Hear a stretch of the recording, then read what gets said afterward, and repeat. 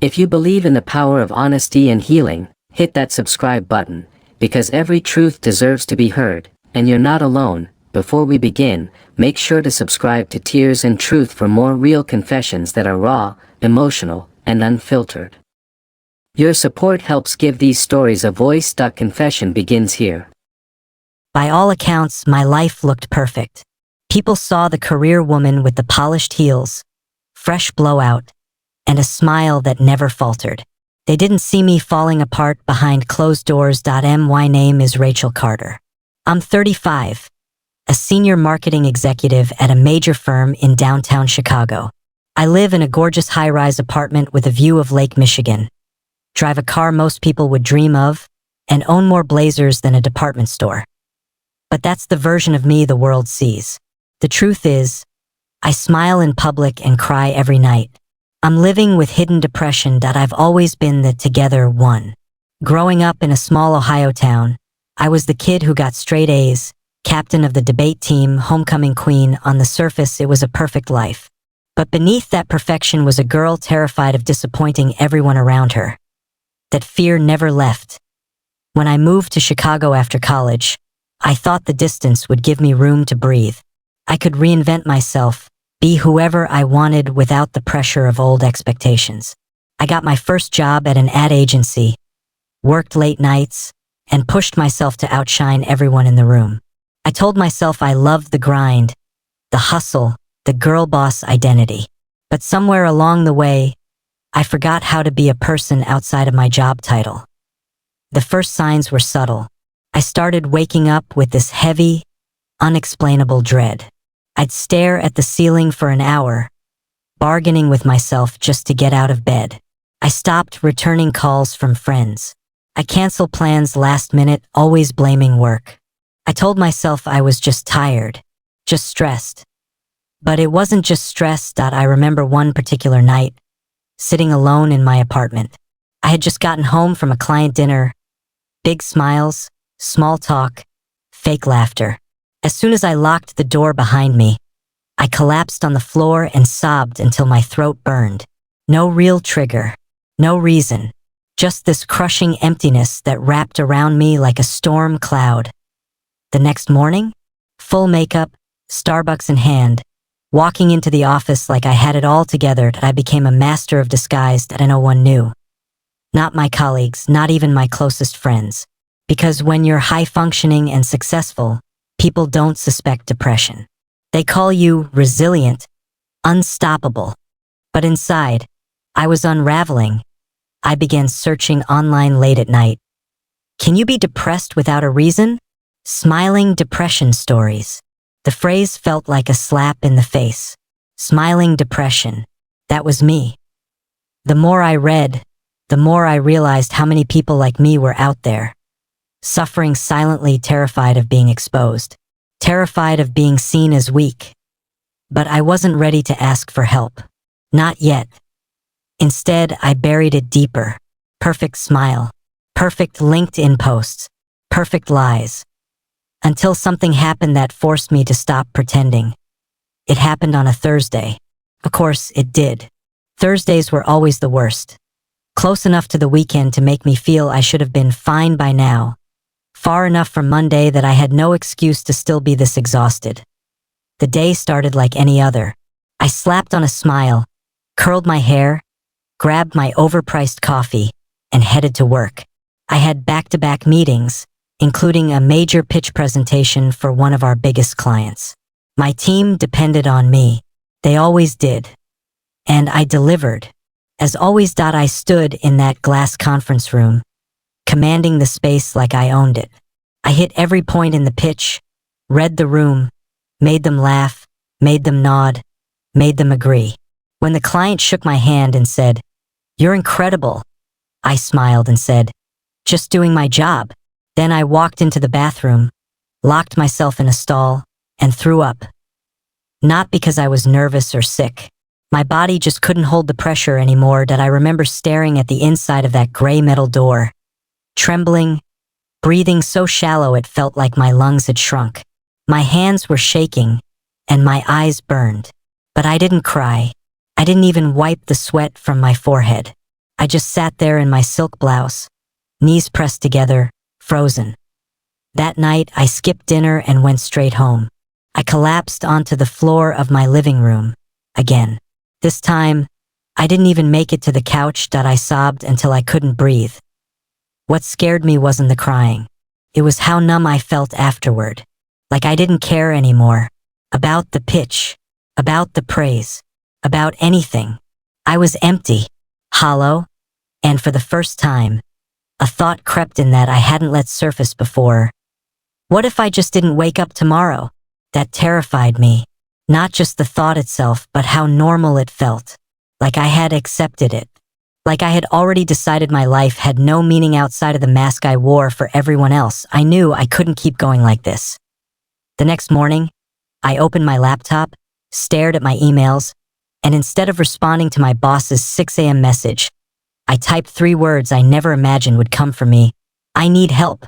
I sent the message to HR. Then I called my doctor. I didn't have the words for what I was feeling. Just a tight throat, broken voice, and a desperation that spilled out in half sentences and awkward pauses. But they listened. That same week, I got referred to a therapist. Her name was Monica. I didn't trust her at first. I didn't trust anyone. But I showed up to the appointment anyway, sitting stiffly on the couch while she gently asked me questions. When she said the word depression, I flinched. Not me. I wasn't the kind of person who got depressed. I was the strong one, the achiever, the girl who kept it together. How could I be depressed? Monica didn't push. She just nodded and said, "You've been carrying a lot alone. That's exhausting." I cried again. But this time, I wasn't alone. It was the beginning of something I didn't expect. The long road back to myself. Therapy didn't fix everything overnight. It wasn't like in the movies, where one emotional breakthrough heals years of hurt. It was slow, awkward, and at times deeply painful. But for the first time, I was learning how to speak the truth, even if my voice shook. Monica helped me see something I hadn't wanted to admit. My life was built around performance. Not just at work, but everywhere. I performed for my friends. I performed for my family. I was always the successful one, the strong one. But what I'd really been doing was hiding. Hiding behind achievements, behind smiles, behind perfection. The deeper we went, the more I realized how much of my identity was wrapped in what I could do, not who I was. That truth hit hardest when I went home for my mom's birthday that spring. It was the first time in almost a year. I walked into the house with a bottle of wine and my usual smile, but I felt like a stranger in my own skin. My younger sister, Kelsey, greeted me with a hug and said, "Still working crazy hours, huh? You look tired." I brushed it off with a laugh and a, "You know me." But something inside me clenched. After dinner, while helping Mom in the kitchen, I finally said it. "I've been struggling." She paused, mid-swipe with the dishcloth, and turned to look at me. "With what?" "Depression," I said, barely above a whisper. "I've been in therapy." The silence stretched at my Mom frowned, confused. "But you're doing so well at work. You've always been so strong." There it was. That word again. Strong. I didn't get angry. I didn't cry. I just nodded. "I know. That's what made it so hard to say anything." She looked down at the counter, then back at me. "Why didn't you tell us sooner?" "Because I thought you'd be disappointed. Or wouldn't believe me." My mom took a step closer, gently touched my arm. "I'm sorry you felt that way. It wasn't everything I needed to hear, but it was a start." Over the next few weeks, I started having real conversations with people in my life. I told Kelsey. I told my best friend, Maya, who immediately said, "I wish I had known. I would have been there." I started letting people see me. It wasn't easy. Vulnerability never is. But slowly, the cracks in my armor stopped feeling like weaknesses. They felt like air, like breathing. For the first time in years, I began setting boundaries at work. Something I never imagined doing. No more replying to emails at midnight. No more saying yes to everything just to be liked. When I started protecting my peace, people noticed. Some admired it. Some didn't understand. That was okay. I wasn't doing it for them. The hardest part was learning how to be with myself without the noise of productivity. To sit in silence and not spiral. To go for a walk without checking my phone. To have a bad day and not see it as proof of failure. But every time I chose honesty over performance, I felt lighter that I still smiled in public. But now it wasn't a mask. It was real more often than not. And when I cried at night, it didn't feel like weakness anymore. That it felt like healing. That as spring turned into summer, I started noticing things I hadn't paid attention to in years. The way the sun hit the trees on my walk to the coffee shop, the comfort of silence when I wasn't trying to fill it with noise, and the gentle relief of laughing without forcing it. Monica once told me, "Depression makes the world smaller. Healing makes it wide again." At the time, I didn't get it, but now I was starting to understand. For the first time in a long time, I wasn't just surviving my days. I was participating in them. I still had hard days. Some mornings I couldn't get out of bed for hours. Sometimes I cried in the shower. But the difference now was that I stopped pretending it wasn't happening. I gave myself permission to feel. I began journaling again. Something I hadn't done since college. Most nights I'd sit by the window with tea, writing about my thoughts, the raw ones, the ugly ones, the ones I used to be too afraid to acknowledge. One night, on a whim, I shared a small piece of it on my private Instagram page. People think high-functioning depression looks like a sad face in the dark. But sometimes it looks like smiling at brunch, leading meetings, and collapsing on the kitchen floor the second you're alone. I used to think if I admitted I was struggling, I'd lose everything. But the truth is, hiding almost cost me more. I didn't expect much, maybe a few likes.